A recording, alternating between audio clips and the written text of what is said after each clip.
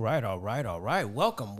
We welcome you to our second episode of our Two Black Dads podcast. I am one of said black dads, Tyson Bell. I'll introduce myself and my co-host. Go ahead. Yes, indeed. Sir. Welcome again. And this is the other black dad. My name is Keith Luke. And yeah, episode 2.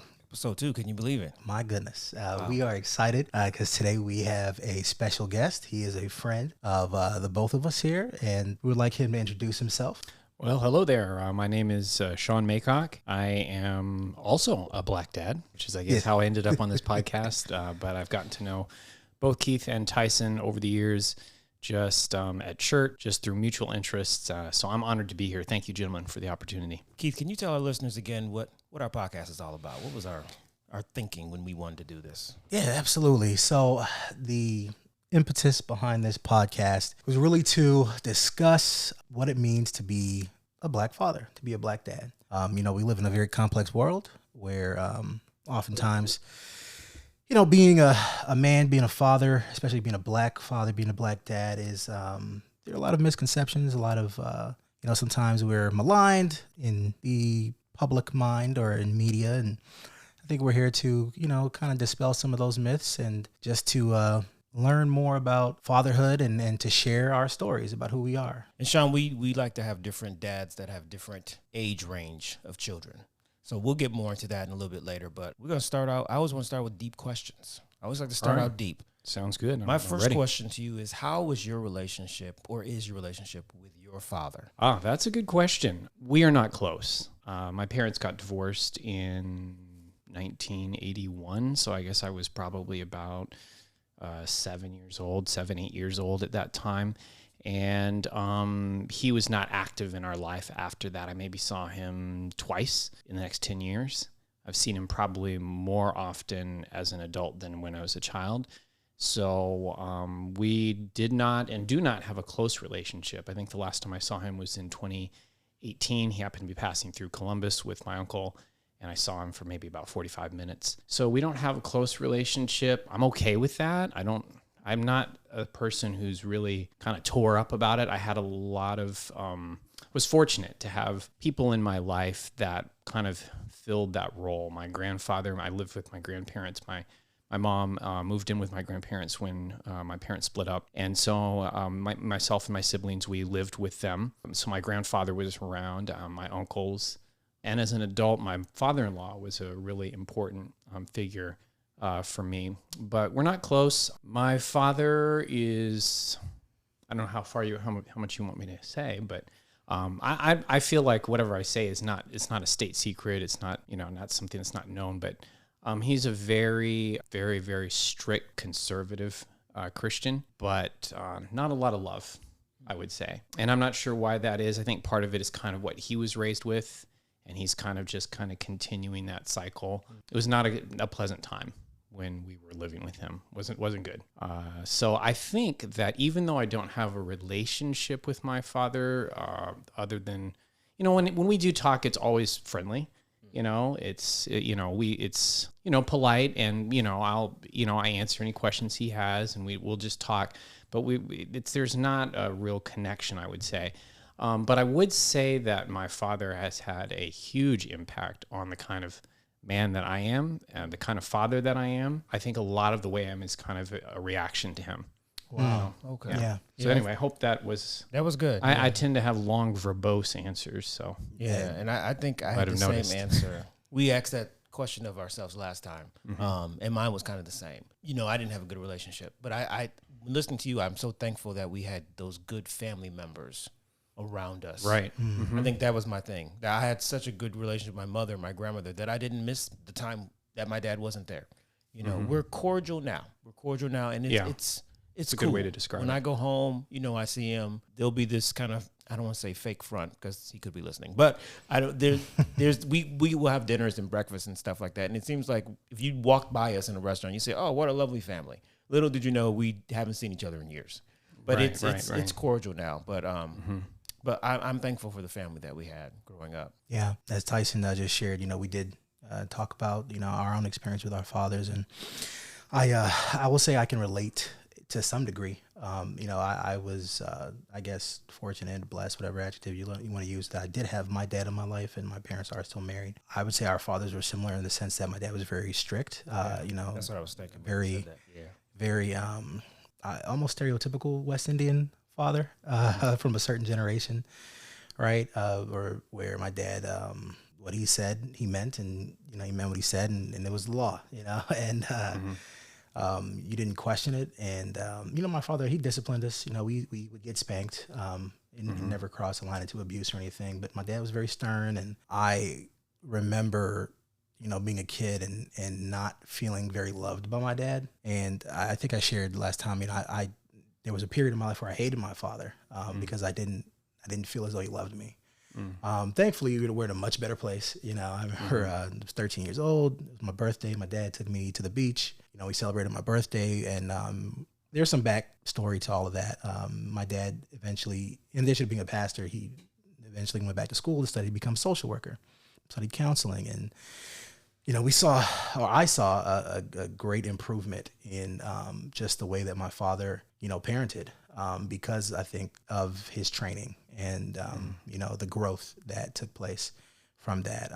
My dad eventually would later go on to sit the family down and talk about things and apologize for mistakes and errors he had made. And, that led me to gain a whole new respect for my father. And like I said, on my 13th birthday, he took me out and I remember very distinctly taking me out to McDonald's, which was kind of a big deal because we never ate fast food very often. We didn't either. And then we went to this place, a beautiful beach in Michigan called Silver Beach in St. Joseph, Michigan. Actually, I know Sean's been there before. Many times. Lovely place. And it was just the two of us. And, went there and we talked, and he told me, hey, you're getting older. I just want to be able to have conversations with you and reason with you. And I don't want to spank you anymore and this and that. And that was a revelation to me. I was, of course, just glad. Oh, great. I'm not going to get spanked anymore. Great. But it was also, the first time I felt like my father saw me as a person, and I saw him as a person rather than just this authoritative figure who I disliked very deeply, And yeah, man, that was the beginning of, I would say, the change, the growth of our relationship. And now I'm like I said, I'm very fortunate. I talk to my dad all the time. I call him up if I need just advice, or just a chat. So I'm very blessed in that regard. So I still can relate to what you said about, there are certain things that you had in your experience with your father that you didn't want to do or you didn't want to repeat. Right. And, right. I think that's probably common for many of us as adults, right? Yeah. In our journey, through parenthood. And yeah, there are things that I witnessed or observed as a kid, and I was like, you know what, if I ever become a dad, I don't want to be like that, or I don't want to do that. Right. And there are, to my dad's credit, there are things where I really admire about my dad, and I hope to be half the man, and to that he is. My dad was a great provider. Yeah. My dad worked hard. My dad's very generous, very to a fault, maybe. My dad's he's a very giving person, so I really appreciate and respect those aspects of who my dad is. So, but yeah, I was thinking about when you were talking about that, coming to my mind. I don't think I mentioned before how much of a fear I had when I had a daughter. I was great because I was like, okay, daddy-daughter thing, I can do this. And I was like, I don't ever want a son because I don't know how to be a dad to a son because I didn't have that. And I was really, we knew it was a boy, and I was like, oh, a boy. I was like, how's this gonna work? I don't do sports. I don't do video. The rough house thing is not my thing. So, but it was a very uncomfortable thing for me for a long time. Right. I almost I said, God, I wanted another girl. I didn't want to do that. But it's forced me to have to be the father that I didn't have growing up. So it's been a challenge, but we're there. We're in a good place. My son and I. So it's bonding with a 13-year-old is something special. I was going to say that I probably felt that way. I didn't really think about it until you mentioned it just now, that I also, before we had kids and I thought about having kids, we always kind of imagined that we'd have both boys and girls. But I kind of really wanted to have daughters rather than sons, and it may have been partly that as well for me. My situation with my father, he's not repentant, let's say. He's doubled down. He really stands by how he managed his household. He does not believe he was wrong or made any mistakes or anything like that. And I do think it prevents us from really being able to have a closer relationship. In fact, the last time we had a really lengthy conversation was about 7 years ago at a family reunion. And I got the sense that as he's gotten older, he kind of wishes that he had a relationship with his children. Mm. But, he started kind of trying to tell his side of things. Here's some things maybe you don't know about your mother and about blah, blah, blah, and so on and so forth. And it was very uncomfortable for me. I was just like, this is not the way. Yeah. If you want to try to build a relationship with me, tearing down my mom is not going to do it. Yeah. It's not going to work. So, I don't, like I said, I don't feel a great lack. I don't feel like I'm missing. Like when I hear your story, I don't feel like, man, I wish I could have that. I'm really quite at peace with where my life is, what my relationship with my father is, in terms of him. Yeah. When it comes to how I am as a father myself, that's a different story, and just a lot of other things too that I think are very much. He's had a huge influence in my life. Walk us through your journey to fatherhood. Was it something you always knew you wanted, or did it evolve over time when you first met your wife and your spouse? Right. It's funny about my life when I think about what I envisioned. The life I've ended up living is not what I envisioned at all. I think it's way better than anything I could have dreamed for myself. So I'm really grateful to God for that. That's awesome. I often say that God gave me a life that I didn't have the sense to dream of. Oh, I love that. But when it came to family, I didn't really have I always assumed that I would have children. There was like a certain kind of, you just assume certain things are going to happen. So I always figured, yeah, I'm going to have kids. I didn't know. I remember thinking that I would have 2 or 4. My wife and I had this idea. We were going to have 4 children, 2 boys, 2 girls. We knew what their names were going to be. We kind of had it all figured out. We waited a while to have kids. We had planned, again, you had it all planned out. We got married. We figured after 5 years of marriage, we'll go ahead and, start working on having a family. But 5 years came, and my wife wasn't ready. And she was, we were both working. She had become a school principal, and she just felt like, I'm just not ready yet. And so we delayed by a year, and then 2, and then 3. And then I started to get worried because I felt like, maybe we're not going to have kids. Maybe she's never going to be ready. And that was probably the time when I really felt like I really want to have children. I really want to have kids. And I felt like if we don't, I'll really regret it. So it's basically about 10 years after we got married that we finally started working on having children. And it didn't take long. It wasn't a big struggle, maybe about 5-6 months of trying. And then our first was conceived. So it wasn't difficult. And then we waited 4 years and we had the second one.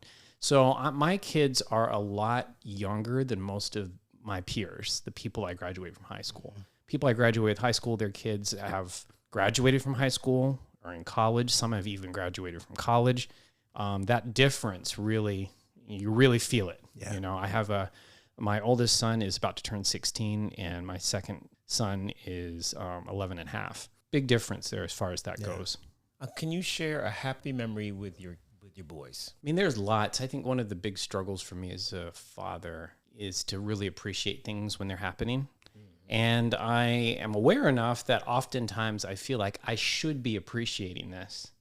I should really be embracing this instead of feeling like, But when I look back, there's things that I really appreciate. I really have good memories of reading to my older son. He likes to be read to. And so when he was younger, we read the entire Chronicles of Narnia series. And, we read the entire Harry Potter series, and those times were really nice. In the place where we used to live, there was kind of a wooded area with a creek and whatnot. We live in an apartment complex, actually, so there was no yard, no place for the kids to play, really. But on Sabbath afternoons, we would go for a walk to what we call our secret place, which was kind of down by this creek. You kind of go through the woods, and we did that almost every Sabbath afternoon. I never felt like doing it. I was always like, oh, man. But I look back, and those were some really special times. Those were really nice times that I had. First with just Kai, my oldest son, because Ezra wasn't born yet. And then after Ezra was born, he started out just in the carrier. And then as he got older, he was able to walk himself. And we did that right up until we moved from there. So those were some nice moments. I think I struggle a little bit with feeling like I should spend more time with my children. I feel like I'm very much the dad who sits in the recliner. You know what I mean? You know, I'm not big into kid type things. You know, the things that kids want to do, I don't typically feel like doing. So it's always a bit of a struggle. Yeah. And then I feel a lot of guilt because I feel like I'm missing out on this time with my children because I just want to read a book or watch a movie and I can't be bothered. And so I feel like, I remember once, I think I even posted on Facebook once about not wanting to be that Cats in the Cradle dad. I don't know if you know, I'm probably dating myself. It's a real old song. But, you know, about the song about the kid, the dad always wants, that one. And I'm always like, I don't want to be that dad, but those are some nice times that we've had. Well, once again, I can relate. I think in some ways preaching to the choir here. I don't know if because I don't know if it's because we're all teachers and we all spend a lot of time with children. I mean, obviously it's different with our own kids, but that could be it. You know, just need to reset when you get home. You need to just kind of recharge your battery. Exactly. No. But you know, I think also too, I think part of it is, for me at least, it is what I grew up with. And what I grew up with was a very separate world for the adults in my world and the kids in my world. I'm not even just talking about the fact that my dad wasn't there, but in general, my grandparents, my mom, my uncles, they did their thing. Yeah. We did our thing. And there didn't seem to be any pressure on them to be spending time with us. Yeah. And I didn't feel a lack. I didn't feel like they didn't care. It's just like, why would I expect my mom or my grandpa to come and play with me on the floor? Yeah. You know, that would be weird. So I think a lot of it is, you know, you kind of go with what you're used to. And that wasn't my experience. I didn't long for it. I wasn't like, how come, you know, they don't want to play with me? How come they don't want to spend time with me? I just didn't have that feeling. So it's very different to feel like, I just feel like parenting is different for our generation. And there's that sense that you're supposed to be really having these special moments, you know, really having these times with the kids. And it's hard for me, if I'm being honest. No, that's so interesting. I never thought about that. Yeah. You know, that's a great perspective that we're just products of our environment and what we witness. Yeah, you kind of think it's the way it was. I was raised. That's how I'm going to be, which is kind of one of the reasons why I'm glad my parents did split up, because as hard as I can be on my dad, I do see some of him in myself. You know, and I think if that had been my primary influence, I might be a very different person. Yeah, I heard someone say, and for the life of me, I can't remember where I heard this or who I heard it from, but it's kind of helped me because in some ways, I kind of struggle with the same thing where I'm like, I know I want to spend more time with my kids, right? Quite honestly, when I do, I really enjoy it. Not 90% of the time. Like I actually enjoy watching them enjoy themselves, right? And like seeing the laughter and the joy and all the their pleasure, right? From whatever activity we're doing together. But heard someone say, instead of looking at certain things as a chore, or as they take a lot of energy, like kind of adjust your perspective and look at it as like, this is a privilege. I get to spend time with my kids. I have to. And anytime I start to feel like, okay, then I'm like, well, no. And then I'll intentionally, consciously make that mental shift. Right. And then it becomes that much easier. And then I'm like, okay, get up and I go do it. And like I said, the majority of the time, like I feel as though I'm being fed. Like, oh yeah, that's right. Like, yeah, this is right. Yeah, my kids are pretty cool. Like this is actually, I'm having a good time. And it's even better because once again, I'm seeing them have a good time. Right. So yeah, and memories are made, right? And that's right. all that stuff. So all that good stuff. I think I spoke about that last time because it was Autumn and I want to have something with each child, like something we share. Like she and I, we have the movies. We're both into entertainment. We both movies. Now that she's 17, we're seeing movies I would not have agreed to earlier. But I'm like, I can't stop. You're 17, so I can't tell you no. But like with Anderson, it was harder because he loves basketball so much, and I'm like, it's the furthest thing from my mind. But I said, you know what, this year I'm gonna commit to go to every game.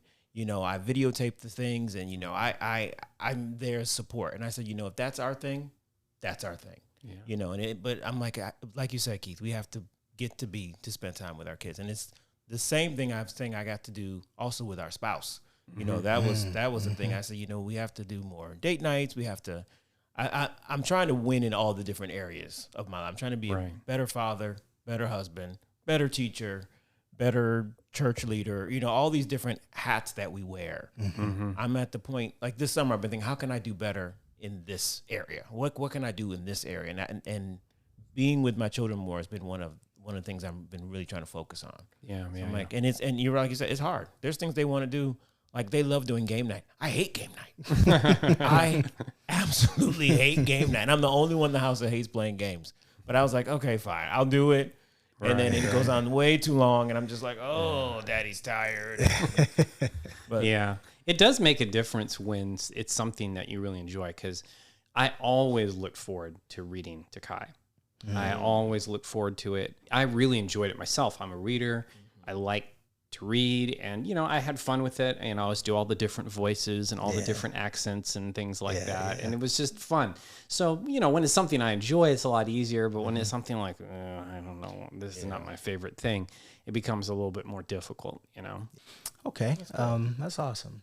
Man. All right, my next question, I'm just gonna put this one out there, is what are some of the biggest challenges that you have faced as a father, or to make it more specific, as a Black father in today's society and world, and raising your sons? Wow. Well, that is, again, all great questions, I have to say. I think, let me talk just generally about being a father in general, and then I'll kind of narrow it down a little bit more to the experience of being a Black father. I think probably the biggest challenge that I have faced, there's a few, unfortunately, but I think one of them is, I think maybe the best way to describe it is probably one of the biggest mistakes I made as a parent, and I've shared with you guys this before. I think I really made the mistake early on of trying to make my kids happy, and I really believe it's one of the worst things you can do for your kids is try to make them happy, because it teaches them that their happiness is from outside of themselves. It also communicates that them not being happy is not okay. And the reality is, you know, there's nothing wrong with being unhappy, that those are valid emotions.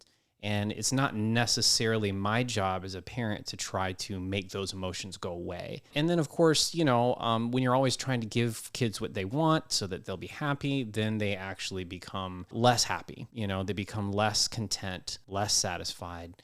They want more things. Nothing's ever quite enough.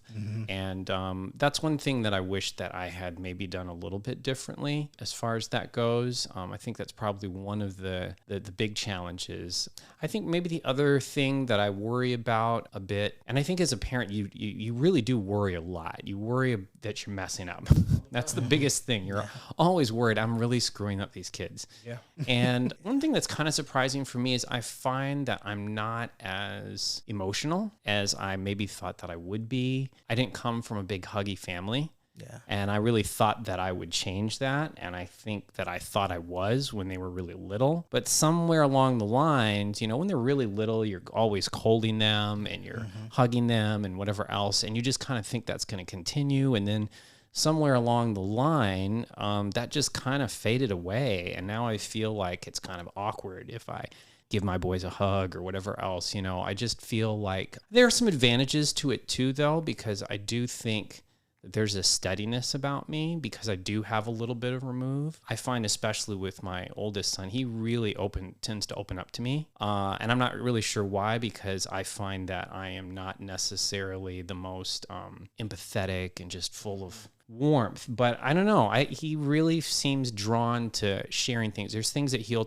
be talking to me, my wife walk into the room, and he'll just stop. And she would listen to him for hours. She wants to hear everything. Right. She's like, oh, just tell me it all. Just I want to know everything. And I'm like, I don't really need to know all of that. Yeah. But yet he wants to share with me. So that's kind of a challenge. As a Black father, I think for me, The challenge is a little different because my wife is white, and so my children are multiracial.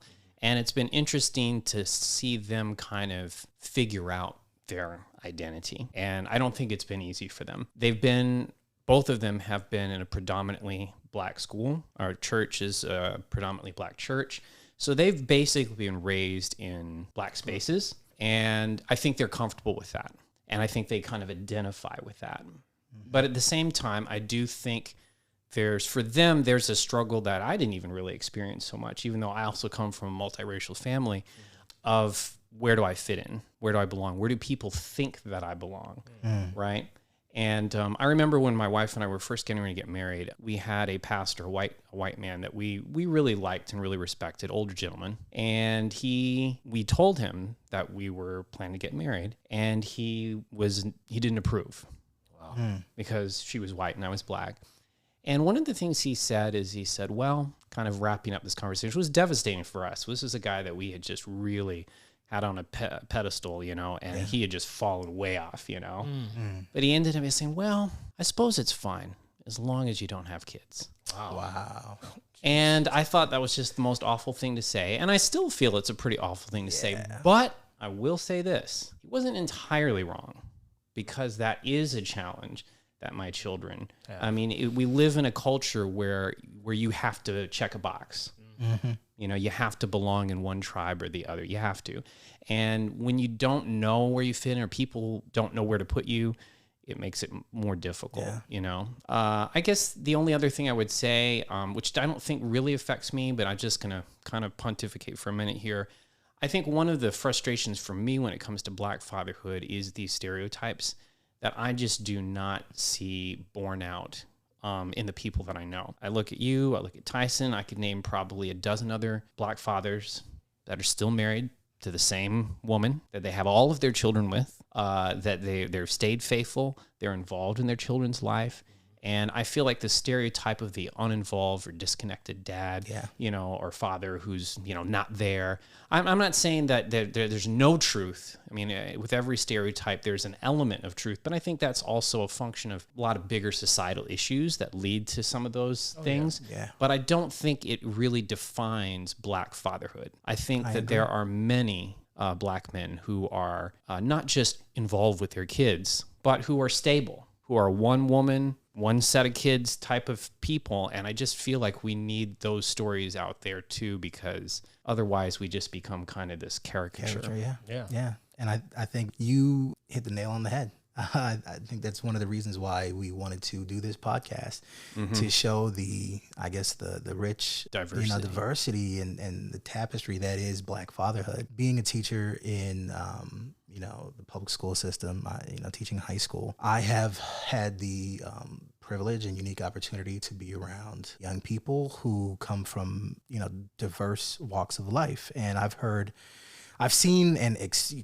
heard and met some wonderful young people, and I've also met a lot of young people who have come from very challenging circumstances. And I had a student many years ago who, for lack of a better term, she did not have a stable father or father figure in her life.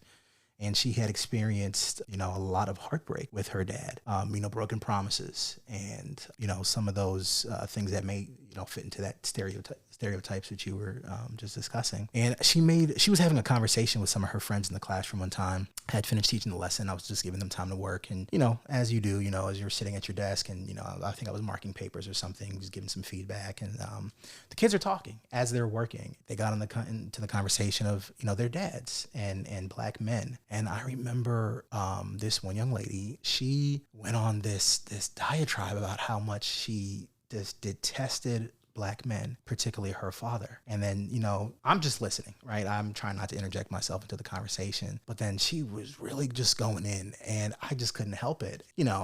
Didn't rebuke her, but I just kind of popped my head up and I said, so-and-so, I think I said, I want to say my memory serves. I think I said, you know what? I'm sorry. I don't, mean to be nosy, but I can't help but, overhear your conversation. I just wanted to say, I'm sorry that, you kind of experienced that. But I'm going to push back a little bit. I'm going to say that, not all black men are, like your dad, and that the vast majority of black men that I know are just as you described, Sean. They're stable, fathers who are actively involved in the lives of their children. And I offered myself as an example, and then I listed like 3 or 4 other friends that I have who are, are dads. And it really led to what I felt was an honest conversation, which kind of opened the door to make this long story short, it led to an improved relationship between myself and this student. Mm-hmm. And in many ways, I saw a lot of growth in both her as a person, because I was able to connect with her, over that, through that conversation. And it kind of led to some positive interaction. And later on, she was actually one of my best students. I think I taught American government that year. She was one of my best students. She actually passed like the Ohio OGT. Mm-hmm. She passed that test for me that year. And I was like really excited and, happy for her, because she was, really, really great kid.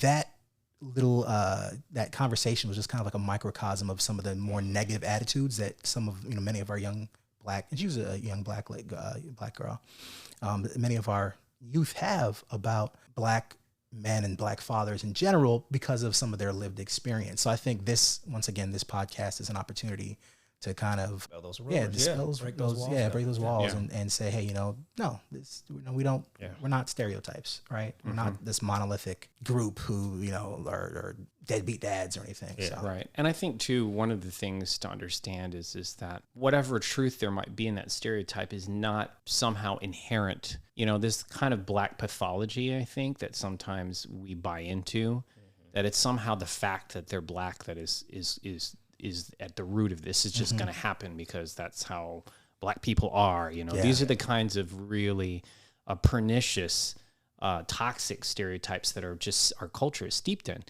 And it's important to understand that if somebody is not present, if they've got 6 different children by 6 different women, whatever else, that's not because they're black. Yeah. That could happen with anyone. Anybody. But there are other forces at work, socioeconomic and racial and historical, that all are playing into why this is more likely to happen in some communities as opposed to others. What's been modeled to you, what examples have you had, and do you end up kind of falling into that same role? I know my own father hated his dad and didn't want to be anything like him. And my mom told me that once, that he said, I hated my father so much, and I think I'm probably more like him than any of my siblings. The irony of it all, right? So it's kind of like there's a lot of factors that play. I don't believe that the color of their skin, their ethnic background is somehow inherent. And that, I think, is the key thing we need to be addressing, is making sure we understand that it doesn't have anything to do with the fact that they're black. Yeah, absolutely. I wanted to ask you a question, another fun question. Since you have a 16-year-old and 11-and-a-half-year-old, I wanted to ask you, which do you think was easier to parent, when they were children or the teenage? Oh man, none of it's easy. That's the horrible truth, my friends. And none of it is easy. It's just hard in different ways. Yeah, that's it. I don't know that I've ever felt at any point like, this is pretty easy. This is great. This is the good season. It's just hard in different ways. The kinds of challenges that I had when they were younger have faded, and I have new challenges. Yeah. I think probably it's emotionally more difficult now, where it was physically more difficult then. That's good. I think that's probably the difference. As parenting a teen is emotionally, it takes a lot out of you emotionally. Physically, it doesn't take much. They're quite self-sufficient. You don't really have to do for them. You're not necessarily staying up late and all that kind of stuff. Getting up in the middle of the night, that kind of thing. But emotionally, it's hard. It's really, really hard. And one of the things I've learned as a parent is that you really don't know what you're going to get when you have children. Yeah. And I would warn anyone, and I don't say this, I'm happy with my children. I love them, but they're not necessarily like everything else in my life. It wasn't what I envisioned. And I think when you first have kids or thinking about having kids, you kind of assume that you know how they're going to be. Like you're really going to be able to shape them. You're going to be able to just kind of mold them into little mini yous, and they're going to be exactly the way. I think about the things I pictured for my children. And that ain't happening. That is not happening. No. That's not, they're their own people, and you really don't know what you're going to get. No. Yeah. You do not. I would say that, one of my children is harder, and one of my children is easier. I mean, I love them both, but that's just the reality. And you just can't know those things. And sometimes I think if you have a child that is pretty easy, you might give yourself more credit than you really do, because, it might be just that you just happen to have a child who's really amenable, and you're thinking, man, I'm a great parent. I don't know what these other parents are doing. And by the other hand, if you have a child that's really challenging, you might really be beating yourself up more than you need to. One of the things I often remind my wife, when we're struggling with things with our kids, is it's not foolproof, but one of the ways that you can kind of know, I think, whether it's you or it's them, is if you're seeing the same issue pop up with both children. The same issues popping with both children, and they're both very different, probably something we're doing. But if there's an issue that's popping with one kid and not popping with the other, it may not be what we're doing. I mean, it still could be maybe we just need to relate to that child differently than we are. And maybe we're trying to relate to them both the exact same way, and that doesn't work. So it could be, but I think there's a place for the fact that these are their own human beings. Yeah. And they're going to make their own choices. They have their own thoughts. They have their own feelings. They have their own emotions. And you don't know what you're going to get. So I hope you're feeling lucky, future parents. I never thought about that. This is like a therapy session today. Thank you, Doctor. This is rich, Dr. Maycock. Yeah, you actually said something in one of the questions that I have here. It was like the perfect segue, and the question is, or which you kind of briefly touched on. What are some of the biggest dreams that you have for your children? And two-parter: how are you helping them achieve those dreams? Which you mentioned, you kind of have this vision, right? Right. Yeah. I think for me, it wasn't even so much like some people, I guess they have, my kid's going to be a doctor, and my kid's going to be a lawyer. They're going to be really successful. And, it's that whole tiger parent thing where it's like, I've never been that kind of parent. I wasn't parented that way. I always did well in school, but I didn't have a lot of pressure to do well in school. Yeah. Mom wasn't demanding to see the grades and what's going on. And how come, what is this B minus? We don't have that I want only A's. We just didn't have that. And I haven't had that. And I've been fortunate that both of my children are pretty good academically. They're both are very capable. Work habits aren't always the best, but at least I know they can do the work and can do well.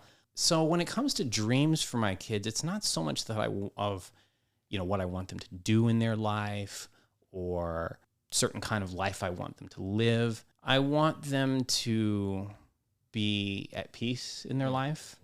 I want them to be content and, happy, such as, I think happiness is kind of beginning to think that wishing for your kids to be happy is like wishing for, I don't know, pie in the sky, because really who's happy all the time anyway? Yeah. That's an unrealistic thing, but I do want them to, feel like they have a handle on life. I want them to be good people.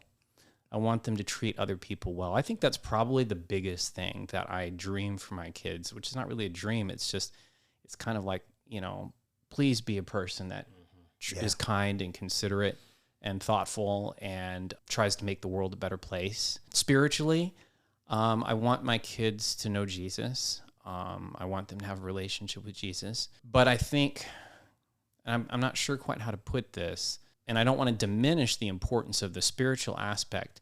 But again, kind of going back to my own father, I'm not really interested in my children being religious if that does not translate into how they relate to other people, how they treat the people that are close to them, how they treat people just out there in general.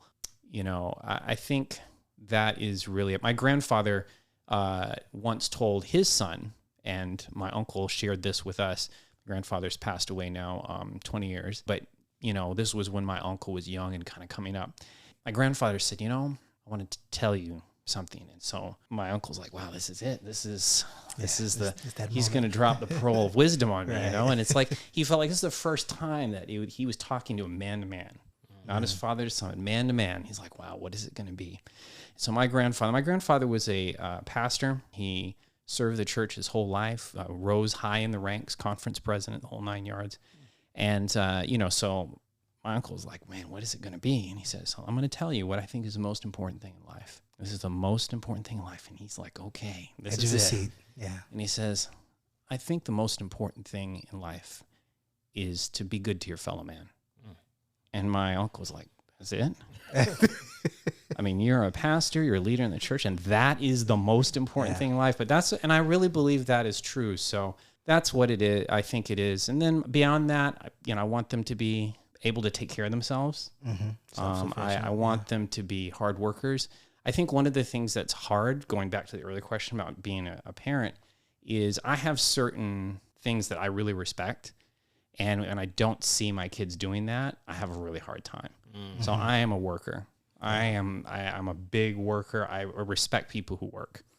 And when I see my kids lazing around, you ask them to do one thing, it's like, oh my God, it's too hard. And it's just like, literally, this will take you 5 minutes.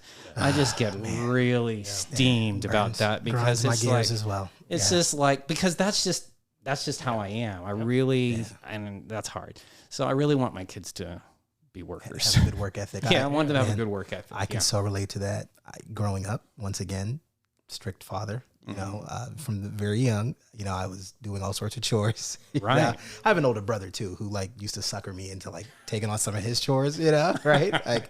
He owes me tons of candy and cookies from the time, You should start collecting on I know, that right? now. I collect those debts, right? But growing up, from the time I can remember, 7 years old, 6, 7, I was washing dishes, and later on, I was mowing the lawn, and I was always busy. Sundays, I had to wake up early to start, and my parents have an acre, of backyard, so I had to mow that entire lawn at one time by hand. And now, when I'm hey guys, the very fact that I have to even tell my kids, hey, one of you guys, it's someone needs to do the dishes, right? And that's probably their main chore beside cleaning the bathroom and tidying up their bedrooms, right? And then when they start to complain, it just grinds in my gears, man. It burns my biscuits. And I'm like, if you guys knew half the stuff that I had to do when I was your age. And part of it to me is just the complaining in the first place. Because let's be honest, I hated doing all those chores. Oh, absolutely. I didn't like doing any of that. Yeah. I didn't complain about it because I couldn't, and there was no option to, what was the point? Oh, I don't want to, it wasn't even a thing. So to me, it's I don't care if you don't like it or not. I just want you to, I want you to keep that to yourself. Yeah. And you can complain to your friends about it, about how your parents are slave drivers. But I think one of the issues for me with also being a worker that has negatively affected my kids is that I have not asked my kids to do enough around the house. And the big reason for it, this is crazy when I say it, is because I'm lazy. I don't want to make the effort to make them do it. Yeah. Wow. And then you're not going to do it right. And I'm going to have to go back and make sure they do it right. Yeah. And I'm just lazy. It's just it's easier for me to just do things myself. So my kids do not have regular chores. They don't have really anything to do in the house. And a lot of that is on me because I dropped the ball. Mm-hmm. I really needed to be, you have to do this. Yeah. And it's just but I just rather do it myself. It's easier. Mm-hmm. No, I get it. That's one of the mistakes I made. I think we've all made that mistake. Yeah. Yeah. And man, you're just hitting all these questions that I wanted to ask, which was another one. I told you I was very verbose. The Right, one thing I can do is I can talk. And no, man, it's great. Hey, this is the place for it, right? Absolutely. Oh, I'm sorry. You had a question, Tyson. I actually didn't have any more. I had one more thought I wanted to give him as a closing, but if you had another question before. Oh, okay. Yeah, I do. I have several, but let me see here. Let me pick a different one here. That one that's a little. Oh, okay. You know what? I'll go with this one. I kind of like this one. This is more inspirational, I guess. Mm-hmm. For what advice would you give other Black dads out there, especially those who might be feeling overwhelmed or discouraged in their journey of fatherhood and parenting? Right. I love that. I think probably the best thing that I could give in terms of encouragement, and the honest truth is I probably need to really encourage myself because I'm pretty hard on myself in terms of feeling like I can talk all day about all the things I didn't do, all the things I did wrong, doing wrong, things I feel like I'm missing. It's harder to talk about what I feel like I'm doing right and to advise somebody, hey, here's what's going on. I would say my advice or my encouragement would be your presence alone is enough, I think. That's what kids need, I think, most of all, is they need to know that you're there. Yeah. They need to know that you're there, and you may not get it right. You might get it really wrong, and you will sometimes, and that's just part of it. But I think that's the biggest thing, is just to show up. Yeah. Just to be, the kids really need that sense of stability. And I can say, absolutely, if there's anything that I am proud of as a parent, that's one thing I'm proud. That's what I'm good at. I am good at stable. Yeah. You know, you can count on me. You know exactly, if I say I'm going to do something, I'm going to do it. Yeah. If I say I'm going to be there, I'm there. And I'm very much about schedules and routines, and especially my older child, he really thrives on routine. Yeah. He really needs to know what's going to happen and to see it coming. He doesn't like surprises and things coming out of left field and things like that. So I think just showing up, just being there is huge. There's this song, it's a country music song. So talk about stereotypes. I don't imagine there's a lot of black dads listening that listen to country music. I don't really listen to country music Be that surprised much. nowadays.